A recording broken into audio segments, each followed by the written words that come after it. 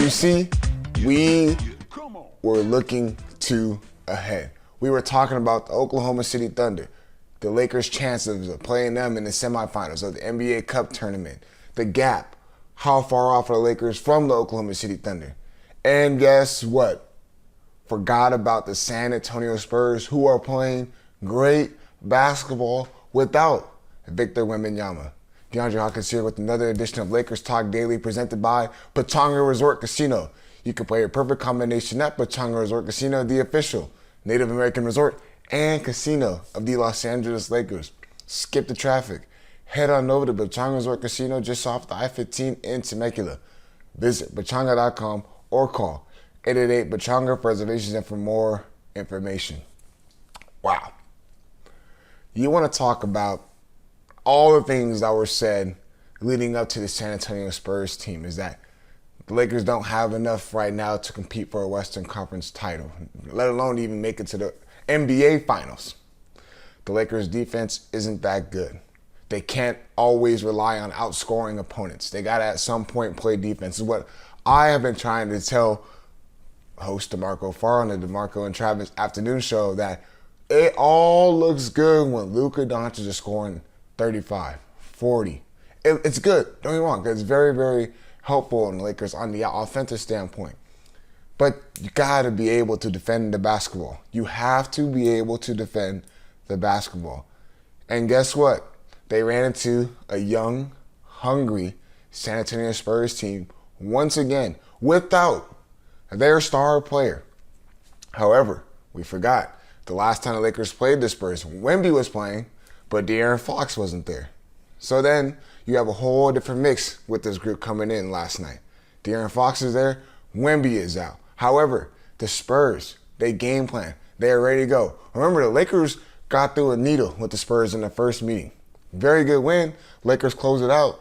I remember going on the Lakers postgame show with Beto Duran and saying that the Lakers were very fortunate to come out with the win against Spurs, the very first meeting. And then you see what the Spurs did. They came out there, and boy, oh boy, they were running. And then that's when we saw, the Lakers can't keep up with the young, fast team in transition. How many times we see guys get blown by in transition? How many times we see the rotation get broken up when they can't keep guys in front?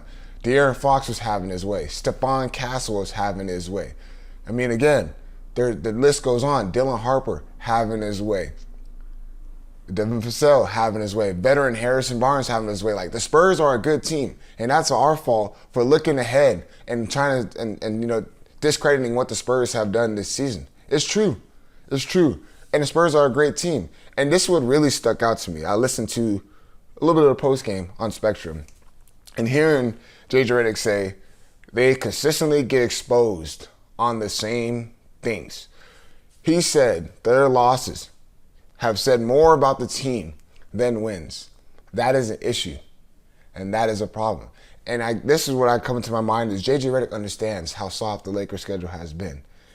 So when you running against opponents like the Spurs, the Rockets, the Nuggets, the Thunder, of course, those games are going to be a lot more difficult. Those games, that's when you have to really play team defense. LeBron James said it. All five guys need to be locked in. Austin Reeves, we need to have all five ready to go playing defense. The Lakers can't afford to have a one-on-one ISO ball. It's not going to work. We seen it last night. De'Aaron Fox, one-on-one Austin Reeves. De'Aaron Fox is going to win that matchup. Stephon Castle, one-on-one against Luka Doncic or Austin Reeves or Gabe Vincent. You're going to take Stephon Castle. The Lakers' defense, they got to find a way to get better. You can't sit there and try to outscore teams. It's not going to work. It's not going to work. And, man, I said it. The Lakers can't play in two different ways right now. They only play in one way. Majority of their offense comes in the half-court setting. When they do try to get out a run, it comes off of a rebound. They outlet it ahead. That is different. But as far as them dribbling up the court and running, we haven't seen much of that with the Lakers. We saw a beautiful LeBron James jam. I know all y'all seen that. Ooh, I didn't know LeBron still had it in him like that. I haven't seen him dunk on someone like that in a long time. But it's just At one point, they're going to take pride on the defensive end of the floor more than offense. Offense was never an issue with the Lakers. It was always their defense. And again, when you're giving up over 120 points, it's a problem. That's a problem. And another thing that stood out for me, Luka Doncic, 35, cool.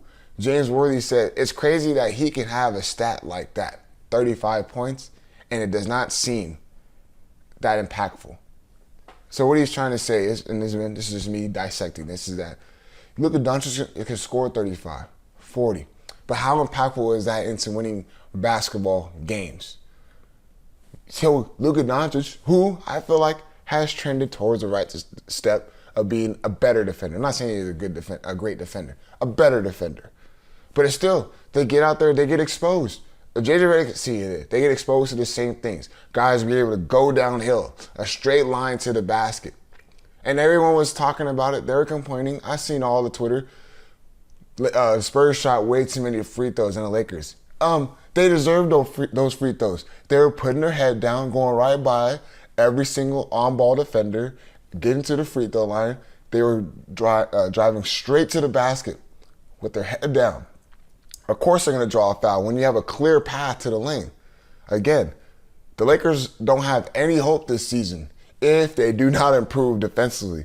I understand DeMarco is saying, and I'm not picking on him, but just hearing what he's saying as far as, I don't care if Luka Doncic doesn't play defense. I just want him to score. That's not going to work. That is not going to work. Austin Reeves, as long as he's scoring, it's not going to work. You have to defend the basketball. You have to. And it maybe the team defense can work, but as soon as someone misses their assignment and all of a sudden the defense comes like this, kick out, three ball. How many wide open threes did Keldon Johnson have last night? How many wide open threes did De'Aaron Fox have last night? How many open threes did Harrison Barnes have last night? How many open threes did Stephon Castle have last night? Like, the fact that we're sitting here on this episode and talking about how many open looks the Spurs got, that's an issue and that's a problem. We'll talk a little bit about that right after that. My partners at Pechanga give you guys a quick word. At Pechanga Resort Casino, you can rock and roll, sip and slide, twist and shout. Play your perfect combination at Pechanga Resort Casino, official Indian gaming sponsor of the Lakers. And I just want to make sure I'm clear with this. No need to be in panic mode. This Lakers team is not in shambles. They're still they're a really good basketball team. They're top 3 in the Western Conference for a reason. However, like JJ Redick said, when they're getting exposed to the same things and their losses have said more about their team than their wins, we all see it. I don't know why this is new to everyone. Getting upset that we're calling out. Did you hear Rich Paul going out there and saying that they don't have enough? Defensively, they're not there. Their big three can't really carry like that. Yeah, Lakers' depth is an issue. Marcus Smart. Without Marcus Smart, honestly, in last night's game, where would the Lakers have been? They were leaving him wide open, and he made him pay for it. But you can't rely on Marcus Smart for offense. And then defensively, he can't only be your best defender. That's what I'm saying. The Lakers have a lot of holes. They do. And they're going to get addressed. I have a feeling they're going to get addressed, and hopefully they make the right moves necessary. I'm not going to sit here and act like I know the names that Lakers can get, but I will say that I do trust Rob Pelinka and JJ Redick and the Lakers front office. If they do want to make a splash and try to make a leap to a title this season, they're going to have to address some holes and bring someone in who can help out this team tremendously on defense. As always, I appreciate you guys tuning in.